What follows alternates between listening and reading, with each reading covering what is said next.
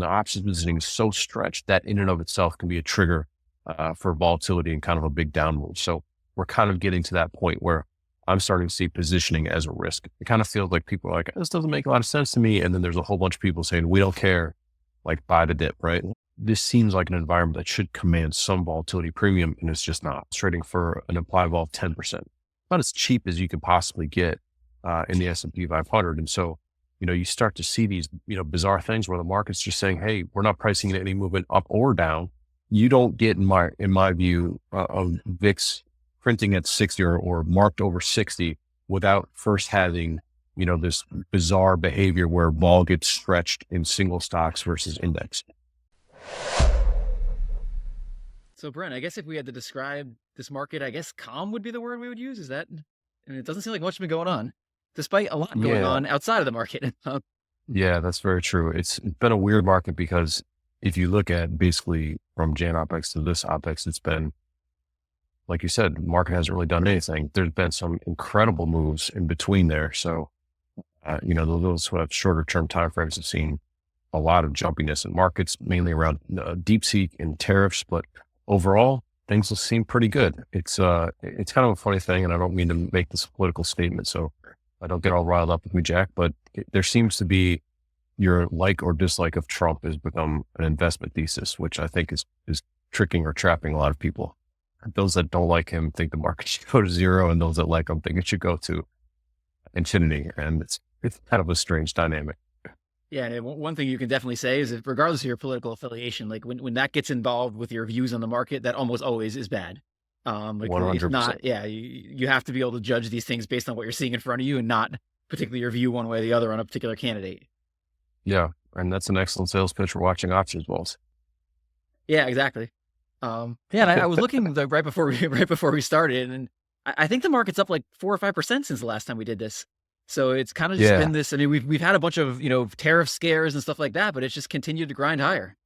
Yeah, S&P was right in the 5900 area, and now we're approaching 6150 this morning as futures are up. And CPI data came out last week. It seemed hot, but market doesn't care. It goes up, kind of ignoring the DeepSeek and tariff news and things like that. So, don't fight the flow, so to speak. And it's also been, as we're going to discuss here, a bunch of interesting dynamics where people just do not care about buying downside protection. Long vol is just not a strategy that people care about in this market, which in and of itself can become a problem. But for right now, it seems like blue skies. Yeah, and we'll get into it in the podcast. But it's like this thing about all these things show calmness in the market, but sometimes that can be like a warning sign for the future that's very difficult to time. I remember I was all excited about my cover on the last episode. I did slowly like ... then all at once is my YouTube cover, thinking about like stuff brewing behind the scenes, and actually a pretty good click-through rate on that thing. But it does seem like that's what's happening. Like we've just got this, like a lot of things kind of slowly, like maybe some potential warning signs behind the scenes, but mostly calm. And we had every excuse for vol to get bid over the last month. We're going to talk about some of those events here, and maybe we just move into the presentation. We had every reason for vol to get bid here over the last 3-4 weeks, and not a once did it happen, which is, that's a signal in and of itself to kind of what you're saying. So before we get started, I don't feel like I gave enough credit to the picture of you in the suit last time. So we might want to stop there for a second, because it's, obviously looking good in the suit. You're like mid investing insight there. You're clearly providing some incredible insights there. So we just want to make sure we stop there before we get into the presentation. That's the most important thing I've ever said. I contrast that to now where I'm in a sweatshirt, which is nice. You're still giving the same investing insights here, though. So despite not having that is true. So but before we start, we sort of like to look about why this stuff's important.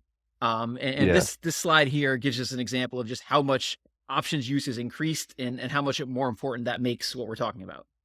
Yeah, options volumes continue to grow and leaps and bounds, as you can see here. And as those volumes grow, we think that the hedging flows associated with those volumes grow, and that is what drives the impact in the market. And kind of to this point, one of the things that'll come with this presentation is, over the summer, we talked a lot about NVIDIA, and we called our September presentation the NVIDIA Industrial Complex. And the argument that I have been trying to make, and some of the banks have been on the same side of this argument, is that the underlying liquidity is deteriorating, right? There's big stock buybacks. There's all these leveraged ETFs, which consume sort of available float. And so the tradable float is declining, but the options volume is increasing. And the options hedging flows, therefore, may be becoming more significant, even kind of in excess of what you see here, kind of represented in options volume. And so I think that's causing a lot of, I've been calling them liquidity gaps or liquidity holes, kind of like what we saw in NVIDIA here, a couple weeks ago. So we'll talk about that shortly. But there's a lot of interesting dynamics at play. But the bottom line is that this elevated options volume is a demand for underlying liquidity and hedging flows.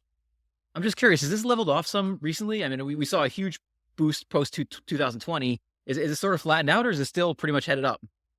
It's still headed up, as not quite at the 25%, compound growth pace, but it's definitely still increasing. And they launched 0DTE single stock options and some new products. I expect it will only continue to increase. So the next slide sort of gets into why this matters, which is this increase of use of options leads to flows, which then impact the market. Right. So the argument is that when there's a lot of individual traders, even some bigger hedge funds, when we're all buying calls at the same time in the same stock, that loads the market makers who are required to post liquidity on exchanges, that loads them up with exposure. And in this case, you say, okay, a lot of small retail guys are buying 10 lots of AMC calls. Well, that can add up to be a significant position for market makers, and they have to dynamically hedge that position. And that is what creates, or that is the transmission mechanism between the options flow and that underlying equities, right? Because when the market maker in this case sold 100,000 calls, the stock goes up, they're going to lose money. So what do? They go out and they start buying stock. And that is what moves the underlying price. Yeah. And the more and more we see options, going back to that other slide, like the more use of options rises, the more important this becomes. Yeah, that's exactly right. So in this example here, there's some basic math of this AMC example. It can add up to be very significant amounts of shares. And the deal here too is that once you get that initial 5 million shares on in this example, as AMC stock is going up, as time is passing, as underlying volatility or options volatility is increasing or decreasing, the market makers have to adjust this share position. So they're dynamically hedging, meaning they're constantly adjusting the shares that they have to buy and sell. And then when options expiration hits, they may not need this hedge at all anymore because those calls have expired, right? So in this case, they may have to sell those 5 million shares. And so that's why we focus so much on expiration, because it leads to a lot of big position shifts. And correct me if I'm wrong about this, but I think one of the important points here is this increased use of options it's not necessarily the doom and gloom thing some people think it is. It really matters how people are using the options in terms of whether they're dampening volatility or they're exacerbating it. That's exactly right. I think by and large, 0DTE is actually a volatility suppressor. I think there's statistical evidence for that, and that may actually be leading to more calm markets.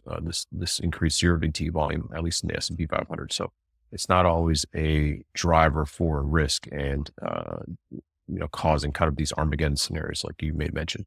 When there's extreme positioning, just like in the options market, just like when there's extreme positioning and leverage just generally, that's where risk can flare up. But for the most part, I actually think that this all functions very well and helps to kind of increase underlying liquidity.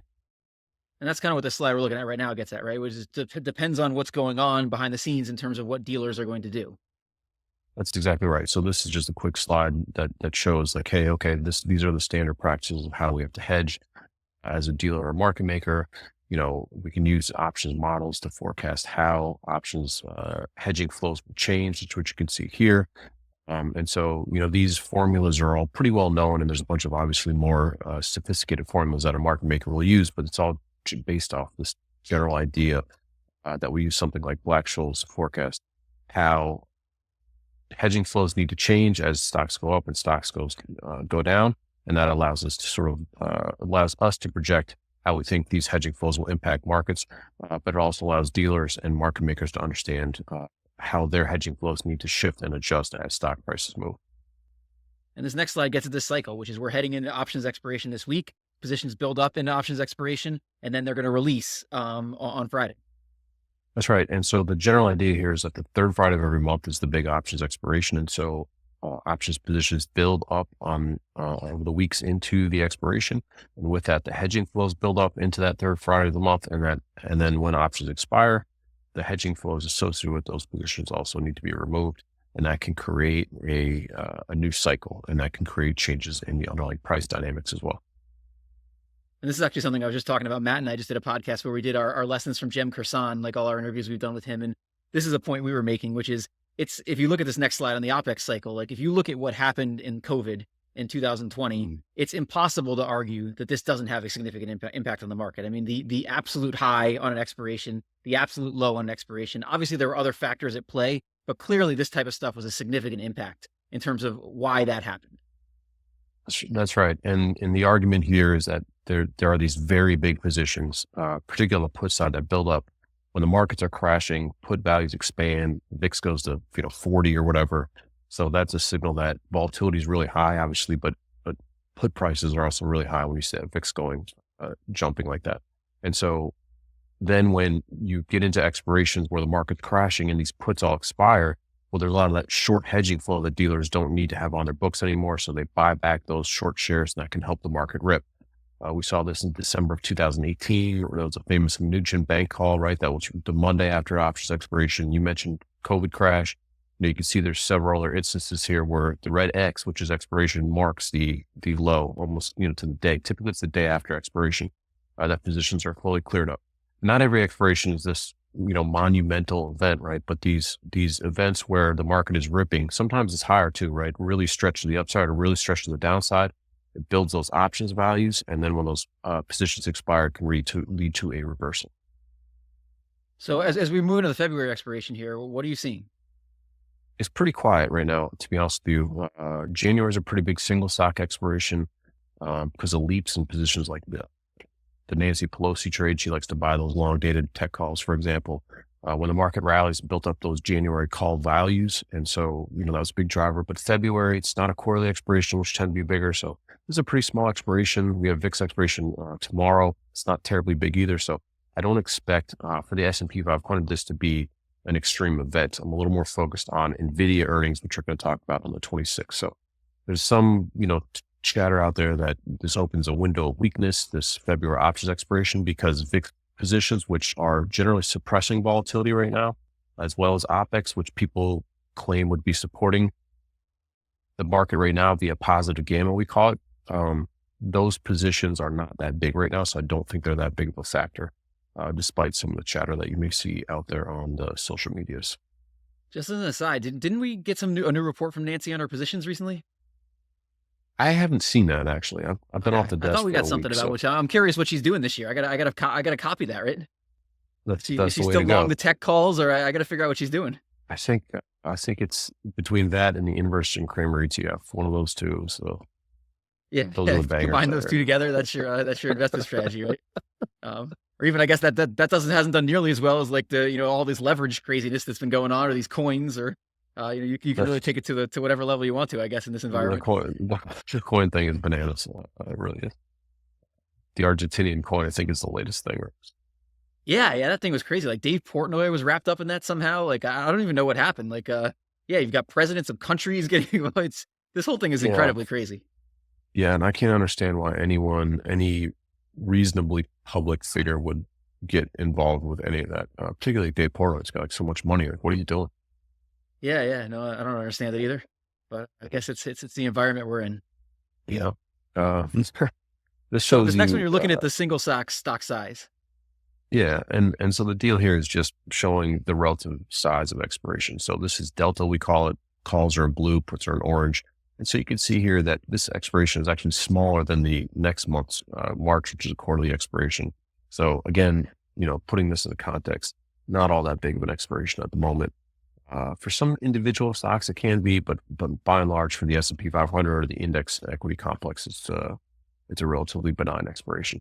Doesn't mean there's not some interesting things happening right now, but in terms of the OPEX positioning size, it's not huge. Does the single stock size versus the index size, like if we look at different expirations, does that tell us anything that's important going forward? Yeah, for the most part, as you can see here, the S&P 500 is larger than the rest of the entire options complex combined. So it dwarfs single stocks plus ETFs plus the other indices like NASDAQ and Russell. And so, you kind of look at those two in some ways separately. But then inside of this single stock complex, generally it's going to be the big names that you and I know, NVIDIA, Tesla, Apple, Microsoft, right, is the bulk of that. But then inside of that, you also get some, kind of like idiosyncratic stock size. So you might get like MicroStrategy was big for a while, right? That's cooled off. The Chinese stocks are quite large relative to what they normally are, right? So, you kind of have to compare that single stock size to what it typically is, and then also compare it to its underlying liquidity to get a good sense of how impactful the expiration is. And I think we're going to get into this later, but in the single stock side, is NVIDIA still the king? Because I know at one point Tesla was making a little bit of a run with all the It being in the is. news around Trump and stuff. Yeah, I was pitching for Tesla to take over NVIDIA as the largest options name. NVIDIA still holds that crown. Tesla's struggling now, interestingly. And the one that's looking pretty good right now is Meta. Meta's grown, stock's ripping, and that's getting a lot of attention. So I feel like NVIDIA is going to kind of lose its crown as the number one, but we will see. Maybe earnings have something to do with that. So on this next slide, we always look at the zone, and here's what the zone is heading into this expiration. Yeah, and the general idea here is that if we're in this positive gamma territory, that means that dealer hedging flows are supporting the equity market. So dealers are buying the dip and they're selling the rip, right? That contracts volatility. Versus negative dealer gamma, what that basically tells us if the market starts to move down, dealers will start selling futures, and that can really start to move the market down at a much faster pace. And right now, as long as we're above 6,000, it seems like there's some level of positive gamma, we call it. The bigger positive gamma positions are in the 6,100 to 6,200 area. The JP Morgan collar trade that we all like to talk about, that's at 6,150 roughly. So, there's this supportive dealer hedging flows that are kind of being invoked with the S&P around current prices, which is roughly 6,150 this morning. And we also take this that if we really lose 6,000, that's where, that big, volatility spike's going to happen, where we start to see, hey, VIX is really starting to move over 20. That would likely not happen until we move under 6,000 in the S&P. And there was one of these, was it the last one or the one before, where we were in negative gamma territory, right? Yeah. In January, we were definitely in that negative gamma territory. What's kind of funny now, when you have the 0 DTE complex, we don't see that same buildup in positive gamma that we used to see. You can kind of set your watch to it, right? We see less of that now. And I think that's because people move to these shorter dated options versus kind of the systematic selling of longer dated calls. We get a little bit of that, obviously, with the big funds like JP Morgan's ETFs and things like that, but a lot of the flows have moved to more of a short dated nature. So on this next slide, we're talking about the VIX expiration. So how does that play into this whole thing? Yeah, VIX expiration is tomorrow, and it's interesting because the VIX, you can oftentimes see large kind of shadow moves the day before VIX expiration. So VIX options expire tomorrow morning at 9:30, the cash open Eastern. But today is the last day you can actually trade the VIX options that expire in the morning. So there's oftentimes flows that can be unlocked or shift around VIX contracts that stop trading today. Traders can still trade the S&P options to kind of shift the VIX in the morning. And so oftentimes right around VIX expiration tomorrow morning, you'll see some really jerky movement in the futures market, in the equity futures market. As you can move kind of S&P equity options prices, and that can impact the VIX a little bit, which is kind of interesting. But as far as the pre-trade goes, the idea here is that we've had a fair amount of volatility. The dealers appear to be short all these options that I've highlighted on your screen here. And so the argument is that the dealers may be sort of suppressing volatility down to 15. Now, these aren't particularly large positions, but the argument can be that, hey, look, if we lose all these VIX contracts that have been betting on VIX coming down, remember we were at VIX 20 earlier this month, we lose all this flow that helps to suppress options volatility, then maybe that allows volatility to expand or move a little bit more after VIX expiration, right? So some people refer to this as a window of weakness that opens between equity options expiration and VIX expiration. Jem is a big proponent of that, and I think he actually coined that window of weakness term, right? And so the idea here is that the positions that are kind of creating the environment we're in are expiring, a la VIX and equity OPEX. And so we could have a different regime after these options expire, right? So either we go from a high vol to low vol environment, or we go from a low vol to a high vol environment. In this case, I'm just arguing that the positions aren't all that large. And so I'm a little more skeptical of this being a trigger point for volatility to spike. So it seems like overall with this expiration, sometimes you're a little bit concerned about given a bunch of circumstances that we might have, the potential for a big move. It seems like you're not in that camp right now. Yeah, I would say, well, I have some concerns. And so I'm trying to make the case for the fire thumbnail, the end of Yeah, days we need to thumbnail, get that thing going. So but I don't think it's necessarily expiration, but I got some other stuff we can get our bunker over. well, hopefully those 4 or 5 words you'll say during this thing at some point that I can just pull out and just It take them is all completely out of over. context. Yeah, if I can take them completely out of context, I'll get them on the cover anyway. Um, so this next one looks at this idea of predicting 1-day volatility. And, we last time we were way to the left on this. So we're in much more of a higher predicted volatility environment. And now we've moved a little bit to the right. Right. So the x-axis is our gamma index. Essentially, the more positive gamma we have, or the more call positions we have in the S&P, it's associated with lower volatility. So volatility in the form of 1-day forward returns is on the y-axis, and so the more positive gamma we have, the less volatility we have. When we get lower levels of gamma or negative gamma, we get much higher levels of volatility. So there's a very strong correlation between that. And the idea is that it's these dealer hedging flows that trigger volatility or suppress volatility. And so we would expect this arrow to move a little bit to the left, right, after expiration, but this might not be a huge one where we expect it to move a lot. That's exactly right. And particularly you get this big JP Morgan position, if we get in that area, and as we start to move more towards expiration, now that call doesn't expire to the end of March, but the interesting thing is we know when that position is there. And as we advance in the weeks and days towards the end of March, for example, if we're around 5150, then you'll see this arrow really start to jump to the right, because of that big position. So, there's some path dependency to how we get to, big areas or zones with positive and negative gamma. But to your point, the initial move after expiration should be we move to the left of this because some more net calls are expiring. That harkens back to this chart here. More net calls are expiring. We're going to lose some positive gamma, and that should allow for a little bit more volatility here post OPEX. But again, the positions are fairly small. So this next slide gets to something we talked about before, which is the VIX expiration, but it matters whether the VIX expiration is before the OPEX or after, right?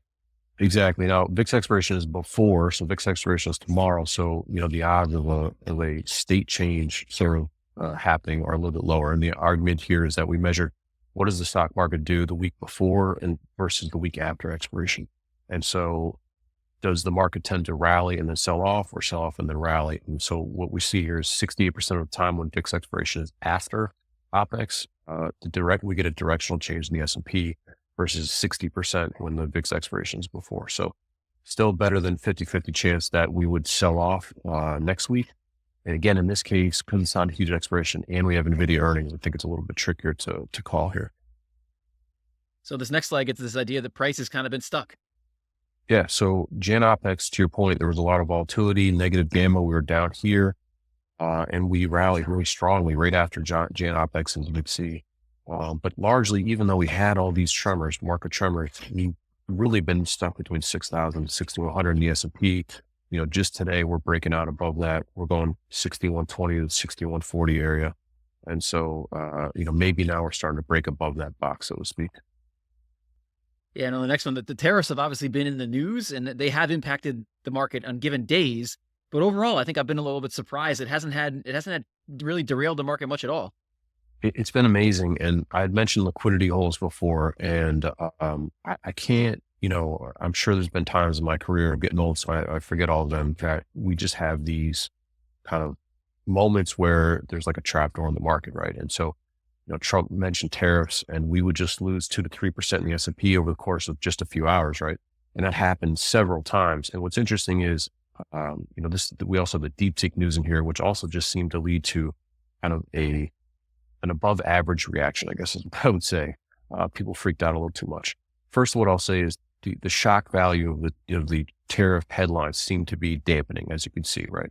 But the second thing I would say is that I think so much of the positioning now is short dated and levered, not only in the S&P 500, because 55+% of daily options now are 0 DTE, but we also see all of this leverage in NVIDIA via levered ETFs, options trading, et cetera.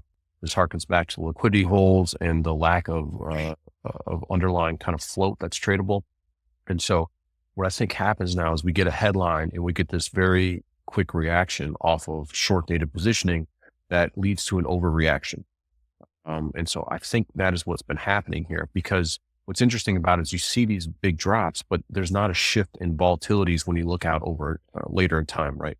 And so if there was the argument that Trump was about to start a tariff war and everyone was really worried about that, you would start to see volatilities lift, 3 months out, right? But you don't see it.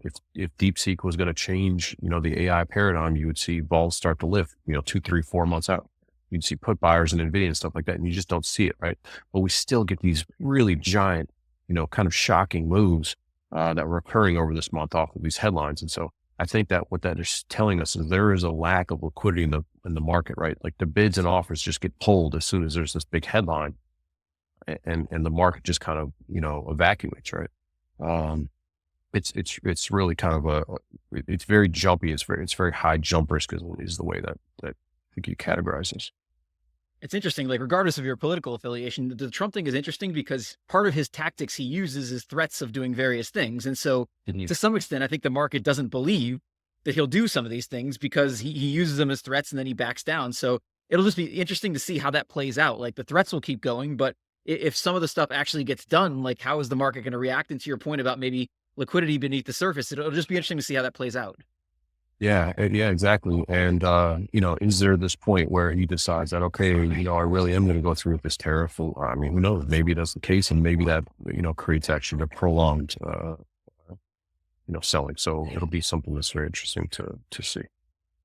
And so here we're looking back at what we said in January, and we're looking at equity vol. Yeah. And I was trying to make the argument that, number one, we were very tied to what was going to happen with rates, right? January FOMC, as you can see here, was right around options expiration. And so, is Powell going to kind of, back off, or was he going to kind of press a little bit harder? And so the interesting thing is, even though the equity market was really tied into that rate fall, there wasn't really a big hail hedge associated with this, with the rate fall. And that's kind of a theme that's increased, right? In this case, we saw, for example, that realized vol really, it increased a lot, but that should bring a higher level of implied vol or skew forward volatility. But kind of like today, even though the markets were moving quite a bit, people weren't adding much of a premium really to volatility, right? So the argument here is, look, if I know that the equity vol has been moving at, say, 10%, then I should forecast 12% or 13% going forward, right? But in this case, it was sort of like, okay, we've been realizing 10% implied vol, realized vol, has been 10%. And I'm forecasting 10% out in the future, right? Normally you'd have a premium, and that premium just didn't really exist. And so we were trying to make the argument that, hey, look, the market is set to move. And so volatility could be underpriced. And when we say that, that's not necessarily a statement that the market has moved down, right? Because volatility works both ways. And so I would say probably the most interesting thing here was we didn't know which way the market was going to move. And this is from our January presentation, but it was set in this red areas, negative gamma areas, right? And what this basically says is, look, if we move into one of these two zones, the equity market's going to move a lot. S&P is going to move a lot. And that actually came true in this case, where we very quickly went from 5850 into Jan OPEX up to the 6100 area by the end of January, right? And yes, we had the FOMC there and stuff like that, but the positioning were there in the options market to help facilitate volatility, right? To help facilitate movement. And so, that I think is the big theme from Jan, right? Yes, we started off with this big rally. And so this chart kind of, was correct in that there was a lot of room for expansion, but we had these liquidity holes, right? We had these giant swings that were taking place. And so, this market has had a lot of volatility under the surface, even though kind of like the headline level is, didn't move much, right? Started at 6,100, ended here. We're still at 6,100, but man, we've had a lot of movement in between that. So I know this relates to the January expiration, this slide, but I'm 100% using coiled for big moves on my YouTube cover, because that's just that's some fantastic stuff. Coiled, people like that. As long as the coil is on fire, then people like that. I'm going with it, even if it doesn't apply to the content in the episode. So as we move on here, we did talk about Tesla a lot last time, which is, I guess, was making its run for the king of options, but maybe it's calmed down a little bit now. Yeah, 400 still a huge level. This is from January expiration. Tesla moved to 440 after our January OPEX call, and then it went all the way down to 320, and then it kind of bounced from there. So it's had an incredible amount of volatility. We're going to talk about that shortly, but 400 is still a major level in Tesla. And this is the chart that I thought was interesting for us, is you could see that this gamma positioning, which we argue that dealers have to buy the stock as it rallies up in this 450 area. And when this curve flattens out is where that dealer hedging flow should stop.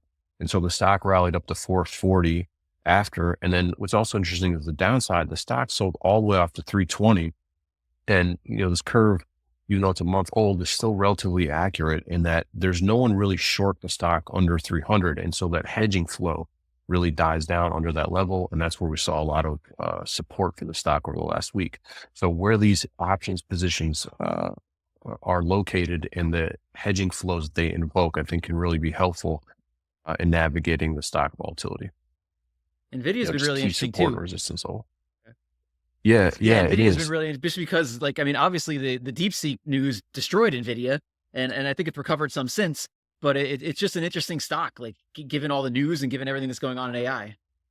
Yeah, and if you look at this chart here, you can see the stock is back to 140 now. It's at 139 pre-market. It went to 150 right after Jan OPEX, and then it sank like a rock. And its low was right in this area, right? This 110 to 115 area, which is right here. So these blue bars are put positions in this chart, orange is calls. And so the argument here is that under kind of like 110, 100 area, there's no positions in the stock, right? It's like nobody cares about being short the stock under that area, and if you're a long-term investor, and you ate NVIDIA, you would buy a lot of 90 strike puts, right? But in this case, the demand to short the stock essentially under that level just doesn't exist. And so these curves, which help to describe hedging flow, they really just disappear under that 110 area. And that's where the stock kind of bottomed out after DeepSeek, and we see this play out time and time again. So it's really interesting. So 140, where the stock is right now, I think is a significant level. And I think it's going to probably hold that 140 area into earnings, which is on 226. And that's going to be a big event for the market. So yeah, I wish NVIDIA, like a lot of the tech guys, when that decline happened, were saying, this is not as big a deal as people are thinking. I wish I'd listened to them, because it seems like maybe this whole thing is, this is just going to keep increasing demand for AI, as the cost comes down, so I think they call it Jevons paradox or something like that. Yeah. So it's interesting. Yeah. And the argument that I guess I was trying to make earlier too, is that, when you see that NVIDIA was down, or talk about this momentarily, 16% on that day, it was the biggest market cap loss ever. And then you go, why is the stock down so much? And you say, oh, DeepSeek. And so you say to yourself, well, this DeepSeek must be really significant because the stock is down 16%, right? It's like you take the meaning from the stock move, which you and I, that was always sort of like the headlines don't matter. It's the reactions to the headlines that matter, right? And the argument that I'm trying to make now is that, hey, look, NVIDIA is extremely levered instrument that does not have a lot of liquidity. And so the reaction to news is much bigger than the news itself. It's like the whole thing has been kind of flipped on its head, right? So, if NVIDIA was only down 50 bips on the day, would anyone have really talked about DeepSeek? At least it probably would have been on the front page of the Wall Street Journal. That's kind of the argument I'm trying to make. But people see the stock down 16%, they go, this must be the biggest, most important, development in modern history, right? It just wasn't. It's not. And so we can say that, like, that 16% decline, a lot of that was driven by the dynamics we're talking about, right? Options certainly played a big role in how big that decline was. Yeah. I mean, I think that there's a tremendous amount of short dated options. So people see the stock gets weak, they'll sell calls into that weakness, with no expectation other than shorting the stock for today, right? You look at levered ETFs, the NVIDIA 2X levered ETF, for example, has $5 billion of assets, right? And that's just one of the ETFs. If you go back to our September OPEX live, we show that there's 520 different ETFs that have NVIDIA in it, right? So, there's this giant, again, we called it the NVIDIA industrial complex. There's this giant amount of flows that are triggered just by the daily movements of NVIDIA, no fundamental view, nothing else, just NVIDIA goes down 1%. Well, we got to sell stock too, right? And that, that exacerbates the volatility. I always wonder, like, I'm always shocked by how much assets are in those, like, 2 times levered ETFs. And I always wonder, like, how much of it is maybe institutional people who maybe have some idea how to use it responsibly, and how much of it is like the YOLO crowd that is just like, NVIDIA is never going down, so I'm just going to buy a ton of this.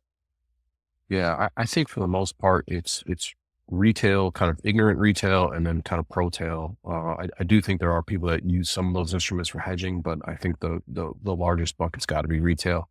Um, and the other thing, it's interesting about is they spool up these ETFs so fast now. It's like if a stock has the kind of the attention, if it's kind of the main stock and kind of the metasphere, so to speak. Um, it's like, oh, there's an ETF for that, right? Like, hey, we're talking about aliens now. Everyone's looking at drones in New Jersey. And guess what? Now we got a UFO alien technology ETF, and that's not a joke. There literally is one that's coming out now. So it's like, this stuff is pretty crazy. Yeah, I don't know what it means, but it does concern me a little bit. Like on Twitter every day, you seem to see like new launches of what I would call maybe somewhat irresponsible ETFs. Yeah. Like ETFs for people if they don't use them properly, or maybe there is no way to use them properly, but ETFs that could cause problems in the future. And so I don't know if that's a concern for the market or not, but it seems like more and more of that stuff keeps coming out. Like not 2 times leverage, 4 times leverage or whatever. It just seems like they just keep taking it to another level in terms of these things. Yeah. And it's kind of like, I had to go buy a razor blade, to shave. And it was like the joke came out. It's like, now with 7 blades, it's like, cool, that's got to be rather than one with 6 blades, right? It's like, like 7 blades. It's got to be better. But yeah, it's a problem also because when these assets grow in size, we saw this in MicroStrategy ETF, the levered ETF. They run a swap space with the banks, right? So they get too big and they become a victim of their own success, where the banks go, oh, this is getting too rich for us. Like the size is getting too big. We're not going to continue to do this trade with you. And so with like MicroStrategy, the ETF issuer, I think it was Tuttle, had to switch to using purely options, right, to try to maintain his tracking, right?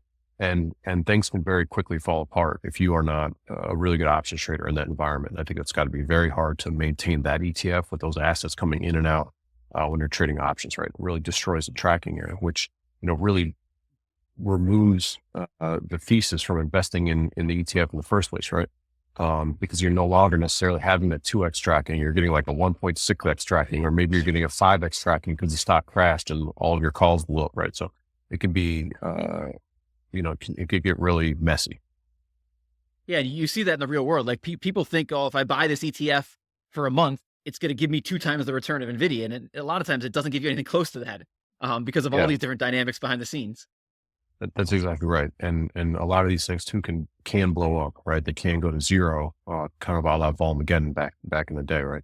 So, there's that embedded risk, which is something, I think a lot of people don't fully understand. So this next slide, you're getting at this idea. There have been some decent daily moves, despite, maybe not too much going on for the overall period. Yeah, and this was the argument we were making in January OPEX, right? That there was big December moves around FOMC, and there's these really violent swings. And to that point, realized vol here was at 16%.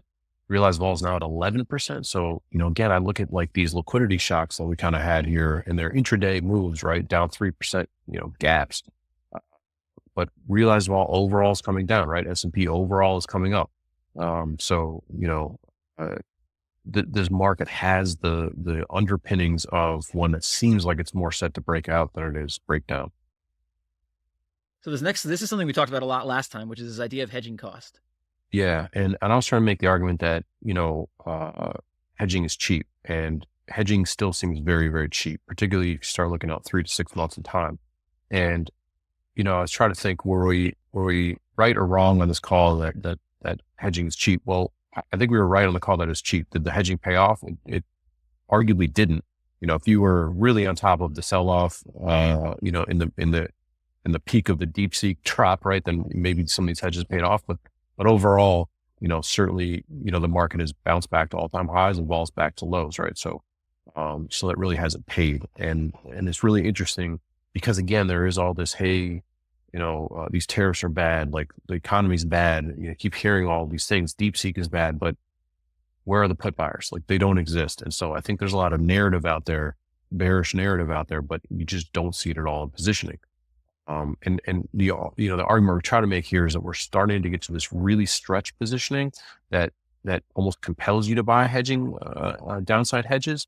And the argument being that, okay, when you get the options positioning so stretched, like July of 2024, right? When the options positioning is so stretched, that in and of itself can be a trigger for volatility and kind of a big down move. So we're kind of getting to that point where I'm starting to see positioning as a risk, as opposed to just, hey, things are looking good. They're all clear. We're starting to get to that stretched. Okay, we now have, again, positioning risk that could be invoked. And it's interesting because this can go on for a long time, right? I think back to 2017, like hedging was probably cheap for a long time, but then we just launched this new podcast called Click Beta with Jason Buck and Dave Nottig and Matt. And like Jason was making the point that a lot of times like hedges end up being the cheapest right before you need them. So it's just an interesting dichotomy to me. Like the timing's hard, but it could be somewhat of a sign. Yes, exactly. That's exactly right. We have a couple of slides that will talk about that. Here's another slide just about the hedging costs being pretty cheap. Equity vol kind of lagging to the point where making before in January. And that dynamic is really the same here. It's like, why isn't there more of a bid to volatility given the jumps we've had, right? Given these tariff risks, given the deep seek news, given, earnings in the Mag 7s were not all that great across the board, right? It's the honey badger market right now. People don't care. JP Morgan put out a couple of charts and data saying that it's retail that's really buying a dip. And it kind of feels like that, right? It kind of feels like people are like, this doesn't make a lot of sense to me. And then there's a whole bunch of people saying, we don't care, like buy the dip, right? And it's paying for them. So rate vol has also come down, right? As well, along with equity vol. Yeah, this is from January as well. There's the fact that TLT just didn't really have a bid into FOMC. And so, it continues to be the same thing, right? Like CPI, for example, is hot and people, well, this is bad. And then it's sort of rubbed off as like, well, that's Biden's fault, I guess. I don't really know. And the dip just gets bought, right? S&P gaps down 1% in the open and that dip is immediately bought. And this is the same dynamic that we really saw into January that just suggests that if there is downside, that downside doesn't stick and continue, right? We just get mean reversion. Which is really the biggest feature of this market, and certainly into January OPEX or through January OPEX and into February OPEX. Just that mean reversion, that lack of consistent vol bid. Yeah, and I do wonder that mean reversion thing. That was another point they were making on that podcast. Dave Nottig was talking about it. Like this idea that even if we get like major, and I wonder if something's changed, and I wonder if options plays a role in this, but like even if we get major bear markets or major declines like we did in 2020, Dave was saying like, is there a chance we'll have like a 20% decline this year? There probably is, but like, is there a chance it's going to last more than, 3-4 months? Maybe not as much. It seems like there is like this mean reversion that's embedded in what goes on now, where these things can be sharp, but they don't necessarily last as long. Yeah. I think people have been trained over the last, since the dawn of the U.S. stock market, right, to buy the dip because that always works. So I think that is picked up, and, Fed has your back post great financial crisis that, buying every dip has proved to be, correct. 2022, obviously the downside was a lot stickier. And I think that was a little bit of a different story, but even still, if you just held through that pain, here we are back to all time highs. It's like, we've never experienced really like a lost decade in U.S. equities, right? Foreign, equity markets have, but not in the U.S. And so I think that there's a large generation of people, if you're under 40 years old, you just know to buy the dip, right? And that just seems to always work out. So, to your point, right? There can be some hedging flow dynamics, I think, particularly over short term with that. But even if you zoom out, it's proven correct to buy a dip in U.S. equity markets. So we'll see if that persists out in time or not. So this next slide, it's something we've talked about a lot, which is correlation. Yeah, and correlation was very tight into January as well. And the argument is that is generally associated with markets that have been drawn down. So the S&P at this time was at 5,800, 5,850 area. Now we're seeing kind of correlation break apart a little bit as we had earnings, then we have sort of single stock themes that really start to pick out. And the argument here is when stock markets crash, correlation spikes, right? And things become more correlated. All equities become correlated, right? Because people are selling equities very large to buy bonds. They're not selling like NVIDIA to buy Apple, right? If they're worried about rates. So, that you can read a lot from these correlations. And so into January, everything was really about rates. You could see, Bitcoin, all these different assets, TLT, Bitcoin, et cetera, were all highly correlated assets. And now that correlation is kind of breaking apart a bit. I'm just wondering before we go next, is there any leading indicator in that? So we know like during decline, correlations kind of head towards one. I wonder, do you see signs of that in correlation before we get the declines? Yes. And so we're going to talk about that a little bit today, actually, in one of the slides. Equity correlation in July of 2024, for example, there's a SIBO index that measures it. And that had broken 2017 market lows, right? And that was such a signal that, we are at this really stretched options positioning. And what that correlation metric is specifically measuring is single stock implied vols versus index implied vols. And when those are not on the same page, that's generally telling us that people are rushing into single stocks, typically to the upside, right? And that single stocks are moving kind of in excess of what the index should be moving. And that is a huge risk flag that we're going to be talking about here momentarily. So I always get ahead of you with the questions here. I got to do a better job of that. I kill your whole presentation before you're done by asking all the questions. Well, that's all right. We can stop there.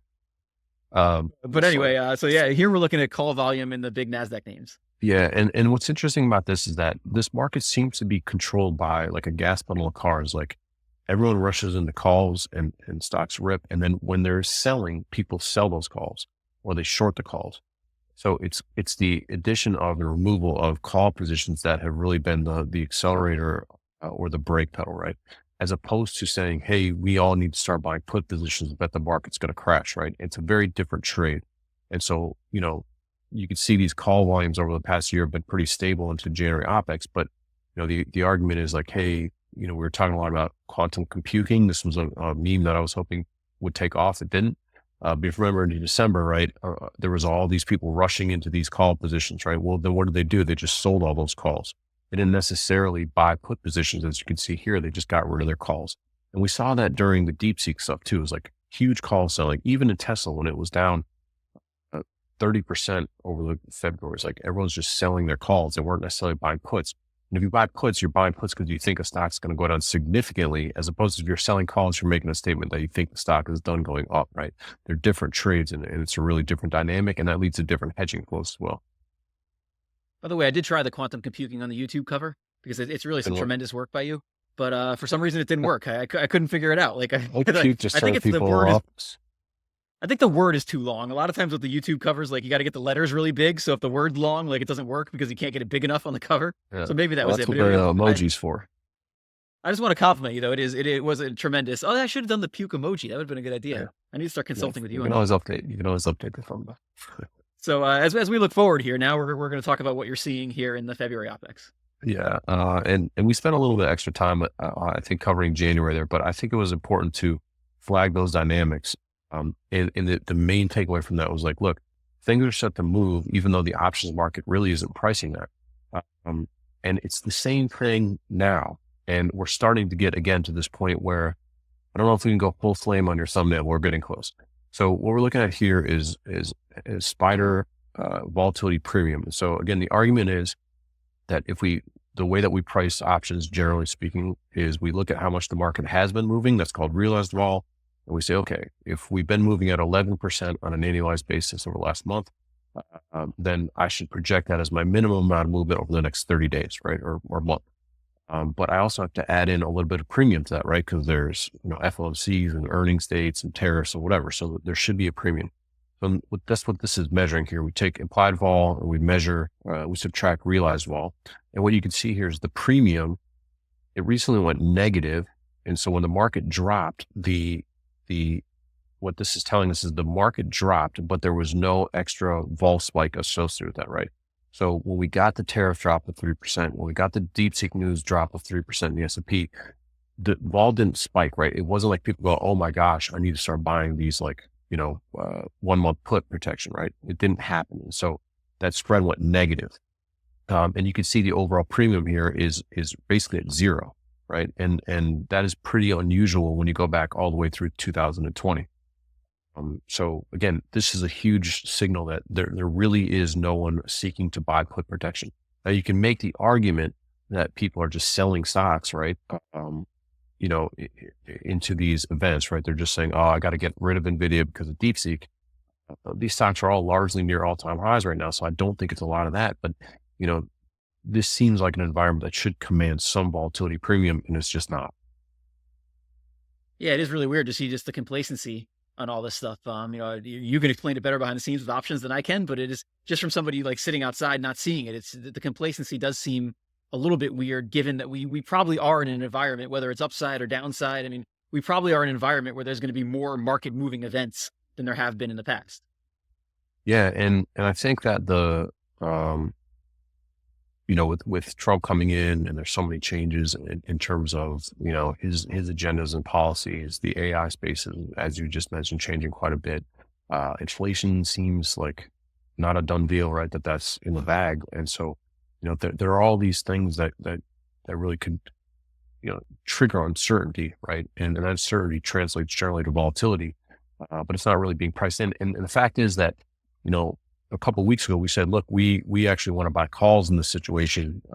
This on February 11th, we said this because upside calls, 25 delta calls, which is just a mildly out of the money call, is trading for an implied vol of 10%. Not as cheap as you could possibly get in the S&P 500. And so, you start to see these, bizarre things where the market's just saying, hey, we're not pricing in any movement up or down, even though there's all these events that are causing these big moves, right? Like 3% drop in a day that happened twice over the last 2 weeks. It's really pretty wild. So on this next one, we're back to correlation, which we looked at in January, but here's an update through February. Yeah. So you had mentioned before, Jason Buck had said, hey, just because vol is cheap or because it's low doesn't, that in and of itself is not this trigger for an immediate reaction, right? Like vol can stay low. And this harkens to that idea a little bit, because if you see here, this dashed line is the 2017 low correlation. And the reason we pay attention to this is because 2017 was one of the most anomalous years ever in the volatility space. We had the all-time low in realized volatility of 3.5 that happened in October of 2017. A realized vol right now is 11%, right? Just to put that into context. So you're talking about an average daily move in 2017 of like 25 basis points in the S&P. That's really tight. And it was that dynamic, right, that led to Volmageddon ultimately, right? That suppression of volatility in late 2017 that led to the explosion of volatility in January of 2018. So if you look at July, correlation went below that. So again, that's telling us that people were driving into single stock calls in a way that, was causing this weird pricing dynamic between the single stock calls and index. So what was that? That was people buying NVIDIA calls hand over fist, right? Semi-stock calls hand over fist. They were buying those up, index vols getting sold, and that caused this weird dislocation, right? Then that dislocation lasted for several weeks. I think Jason would probably argue that, low vol can last for even months, right? But in this case, it lasted for several weeks. And that was a precursor to this huge spike in correlation, which correlated or corresponded with VIX over 60, right? That giant August VIX spike and market crash. So these are the conditions, right? You don't get, in my view, of VIX printing at 60 or marked over 60 without first having, this bizarre behavior where vol gets stretched in single stocks versus index. We saw in late January, right around the FOMC2, there was this brief moment, and that was only a couple of days where correlation broke that level. And this level is just kind of this mark on this chart, right? It's not that that this has to be the significant, trigger point. It's just, you start hitting these lows where we know where these anomalies take place, right? And as you can see now, we're right back at that level.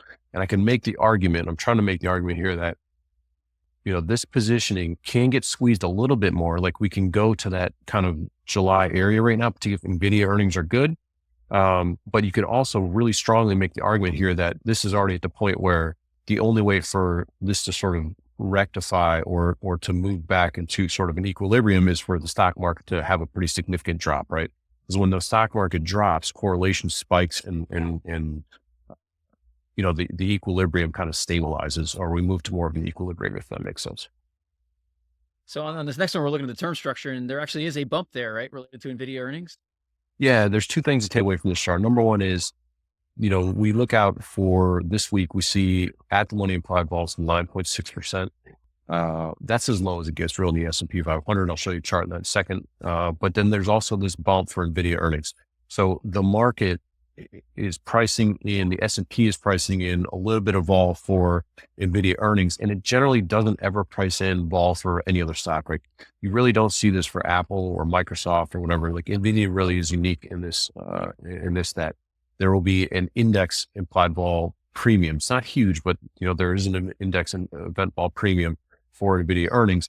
And again, I think it's because this is, I still think, even though it's not the top 3 stock in terms of market cap, it's only top 3, it's not number 1 market cap. I still think that is currently the most important stock because of all the positions that are tied to it, right? The rest of the semiconductor space, it's size in the NASDAQ, it's size in the S&P, it was just, in a lot of ways, it is, kind of the way we all view the market, right? It's how's NVIDIA doing? It's doing not great. Market has problems. If it was doing amazing, then the market's doing very well. So again, 9.6% implied vol is about as low as we can get, right? So we're at the floor in terms of implied volatility. It could stay on the floor, right? But that, generally speaking, we're not going to get lower implied vols than this. And that's what this next slide gets at, right? Is this IV is pretty low. Yeah, and that blue line just marks post-COVID lows. And so volley measures at the money spider volatility. Actually, it's an index you can check out. And we're at the floor here, right? So when I'm saying, hey, 9% is as low as it goes, well, this index measures that essentially. And as you can see here, right, we're on the lows. Now we can stay low. As you can see here, for a lot of 2024, we stayed on that bottom. We don't necessarily have to have vol spike just because vol is low. I would argue, though, that correlation is a little bit different, right? Because what this is saying is that single stock complex is getting maybe overbought, right? That's what this is really flagging, that there's kind of some excessively bullish behavior taking place. And that can actually be, a cause for problems, as opposed to just saying, hey, look, at the money implied vol in the S&P is low, so that means we have to crash in the market. It's like, that's not really the case. Generally speaking, in this environment, you want to think about buying options, 3 or 6 month options, and hey, you can make the case you want to buy calls or puts in this environment, right? That's kind of what this is telling you, that, volatility is cheap, but doesn't mean necessarily we have to crash. Whereas I argue here with correlation is getting to that point, right? Not quite at that, hey, I have to short this market point, but we're getting pretty close. And if I'd argue here that if NVIDIA earnings are good, and if we get like one more pop in the market, kind of that 6,200 area, then we're going to kind of be in that red alert area where I just feel compelled to start to buy put protection or bet on kind of a market drawdown over the next month. I don't think this chart goes that far back, but where is IV relative to what it was in, say, 2017? Yeah, so that it was just under this blue line, so it was actually a little bit lower. So this index, I believe, was at these 8. So you can see it here in late 2018. We were kind of generally that same area in terms of this volley chart. So the and next you were chart talking about VIX's. I think VIX was, if I remember correctly, was in the 8s as well, if I remember correctly. So this next chart gets at what we've been talking about, which is that there are not many people buying puts right now. Yeah. So what this is this measures what we call the delta exposure of dealers in the S&P 500. And so the argument here is that as this line increases, dealer long exposure in the market increases. And so as we approach kind of the 6,200 area where where I'm just highlighting now, traders have sold calls into that. So if you think about the JP Morgan funds that sell calls like JEPI and some of those other assets, right? Market makers are buying those calls, right? So they have long exposure as the market rallies, and that peaks into 6,200. That generates what we call positive gamma, should get some stability, as I was mentioning before, in the 6,150 to 6,200 area. So that's, this is a long delta position for dealers, right? They're long calls. If the market rallies, those calls make money. Now, to the downside, typically what you see is people like you, when you want to hedge your value portfolio, you will generally say to yourself, well, this thing is already in the basement, so there's no, sorry, fat joke. Usually you want to buy put protection. Sorry. I saw an opportunity to take a shot. I had to do it. Anyways, usually people will buy puts, right? So if I'm buying puts, or Jack, you're buying puts for me as the dealer, I'm selling you those puts. If I'm short puts, I'm essentially long equities, right? Because if the market goes down and I'm short a put, I lose money. But we say that as positive deltas. If there was a lot of put positions in the S&P 500, you would see somewhere around 6,000 here. You would think that the delta exposure of the dealers would go up, right? Because if they're short puts, they have positive deltas. In this case, we don't see much of an increase in positive delta exposure for dealers. until we go under really 5,500. And so what this is basically telling me right now is that if the market goes down, the dealers and the market makers, they don't have a lot of deltas they have to hedge, right? There's no impetus for them to arguably have to short futures in this case. Until, if you get down around under 5,500, their positive deltas increase. The way that you hedge that would be selling futures, right? Because obviously if the market's crashing, they're getting longer the market as the market's crashing. It's not a great position. So, in that instance, they would ostensibly they would start selling futures as the market goes down. So again, this is telling me that right in this general area below where the market is, the dealers don't have any shorting to do. And that just tells us, again, from a positioning standpoint, there's nothing to drive that downside volatility on the index side. Which again, tariffs and all this other stuff, if people were worried about the market, you'd think they'd be buying puts and they're just not, right? It's just not there. So for this next slide, can you explain for anybody who's not familiar with it, what put skew is? Yeah. So all we're doing with put skew is we're measuring a far out of the money option or put option, right? Versus a closer to the money put option. So we would talk about this in delta terms, but let's just say we measure the distance of a 10% of the money put, the implied volatility of that put versus the implied volatility of a 5% of the money put. And the argument is that the more the out of the money put, the higher the implied vol is for that option versus the closer to the at the money put, the higher the skew is. So, if the 10% out of the money put has a 50% implied vol and the 5% has a 25% implied vol, then you can say skew would be 25. Does that make sense? Yeah, it does. So is that a sign that people are more worried? Like if they're pricing the out of the money one higher? Exactly. And so you can think of it as demand. If you're really worried about tail risk in this market or a significant drawdown, you'd be buying a ton of out of the money puts, right? And you would see skew increase. You would see skew jump. And so this is an index of that, SDEX it's called, and STIBO skew index does something similar. And so what you can see here is that, from 2017 to 2022, the skew index was right around 0, as you can see. It dropped significantly in 2023, 2024, as people were really selling puts a lot. And so now, you can make the argument it's lifting a little bit from the 2044 lows, but all this is essentially saying is, like maybe puts got too cheap and so people stopped selling, and that's kind of how I look at this. It syncs with this positioning, right? Like there's not a lot of put buyers, maybe way out of the money put buyers, there's some. But, when you're looking at this index, you say, okay, this is up a little bit. It seems to me almost more like moving towards an equilibrium from kind of like too much put selling to just sort of like, okay, not much going on, right? If this index was spiking to 80, it'd be like, okay, people are piling into puts right now, right? Okay, if this line here was increasing a lot, right? Suggesting a lot of dealer positive exposure at lower numbers, you say, okay, there's a lot of tinder down here, right? And if the market starts to sell off, there's got to be a lot of dealers shorting into this market, right? And vol could really spike. And we don't see any evidence of that. So again, vol is low, no put demand really. Yes, skew is increasing a little bit, but it's from arguably extreme lows as opposed to, something that's much more significant. So this next slide gets at what we talked about before, which is just how massive that market cap loss on that one day was for NVIDIA.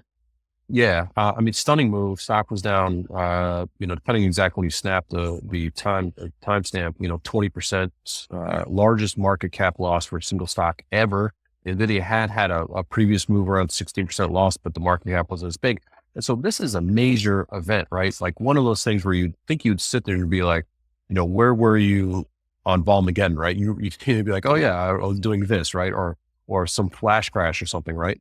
That felt to me when you talk about $600 billion, third largest stock in the index. And Jack Frost would say, hey, this event just took place, right? Read this headline. What would you say about the stock market? Like, what would you guess the S&P would be doing? Yeah, going down, right? Yeah, you would be like, my retirement is screwed, right? You wouldn't guess the S&P was down kind of like 2% and would rally back the next day. It was like nothing ever happened. So the fact, like two things. Number one, the fact that the third largest market cap stock in the world could move 16 to 20% in a day is, to me, kind of mind-boggling. What that value, change is just stunning to me, and it speaks to this liquidity whole thing that we've talked about a lot. Again, if you want to kind of dive into this, I recommend watching our September OPEX NVIDIA Industrial Complex. It's all the same dynamics. Also check out the July OPEX, where we were talking a lot about correlation. I mean, remember we did this video of how many records we saw with, record number of days without a 2% move, right? Correlation at record low, all those kinds of things. So you can see those are the red alerts that start flashing, right? When the market is getting too stretched from the options positioning standpoint. And the reason I bring all this up is because as a longer term investor, if you understand that there's this leverage in the system via options, levered ETFs, and declining underlying liquidity, kind of lack of tradable float, then I think you can actually take advantage of these kind of like over exaggerated moves, right? Both to the upside and the downside. And I think that's the environment we're in, where short-term dislocations are becoming more commonplace because of all the dynamics that we cover here on these OPEX videos. So on this next one, Tesla obviously had a ridiculous up move related to the election, but things have calmed down a little bit. It did. It was up, 50% after the election. We spent a lot of time talking about how call skews were increasing into that, and that was a sign of risk on. And then if you look at the move from December options expiration to FOMC, that's the high, to the lows of this past week, it was down 50%, right? It was down 30% in the month of February alone. We caught a little bit of a bounce on Thursday and Friday after the CPI, but those are, this is a mega cap stock, right? This is not some bargain basement, Russell value stock, small cap stock. These are big names making giant moves. Stuff again, Brent. Yeah. This is not. Gotta hit me with the value stuff, right? I just said they're small, not that they're underperformed. There will be a renaissance. I'll interview you when the value renaissance comes. Yeah, and I'll say I was right all along. Yeah. Hey, stocks only go up. Anyway, so the point here is you have this shocking move, right? You have earnings coming up, which I think everyone wants to know what do they say about DeepSeek, right? And that's in 26. We have 30% drawdown in the first 2 weeks of February. And what we have here is at the money vol in red for NVIDIA's on the left and Tesla's on the right versus the stock price. And, let's start with Tesla.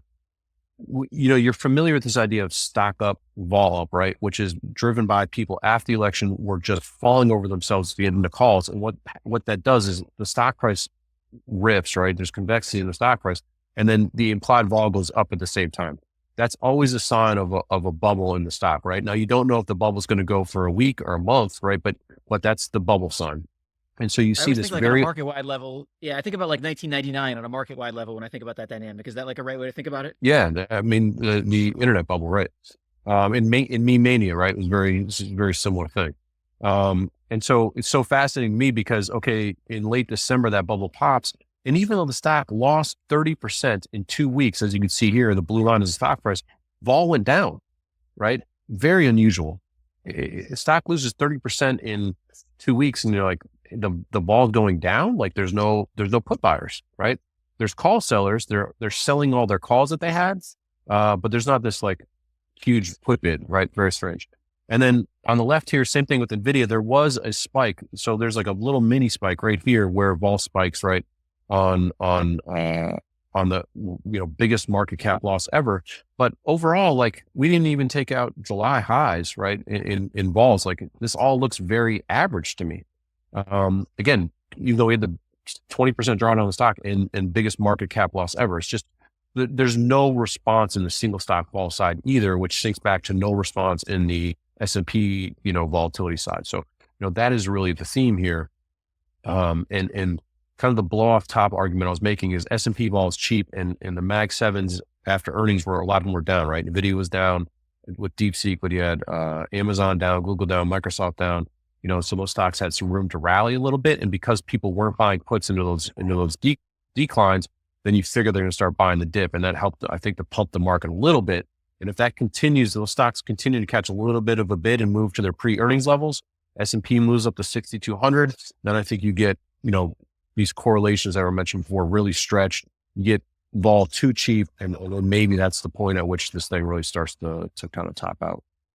So as we get towards the end here, we haven't really talked about China much on the podcast. Yeah. We're obviously seeing something interesting there. I don't. And one of my favorite uses for implied volatilities is to look for overbought and oversold indications. And when people are paying too much for call options, that's oftentimes a sign that that stuff is overdone. In this case, if you look at Baidu, Baba, Kweb, all those Chinese internet names, you can rank these implied volatilities. So if you look at IV rank or SKU rank, which is how high our call prices relative to puts, those are on the 90th percentile, right? Which is always a flag to me that, hey, maybe the long-term thesis is great, but in the short term, this stuff is very, very overstretched. These indications have worked very well in navigating the semi-stock, rallies of last year. Gold actually over the last year too was showing 90th percentile skew ranks, right? That came down. Interesting, gold, I didn't include a chart here. Gold doesn't have very high skew ranks, even though it's rallying. But China right now, as far as my metrics go, very overbought, and kind of due for cooling off, right? Those call prices have to come back in to make them, reasonable to buy again. There's a hedging flow kind of related to this, but also just from a sentiment perspective, seems very overcrowded. So I just wanted to add that in.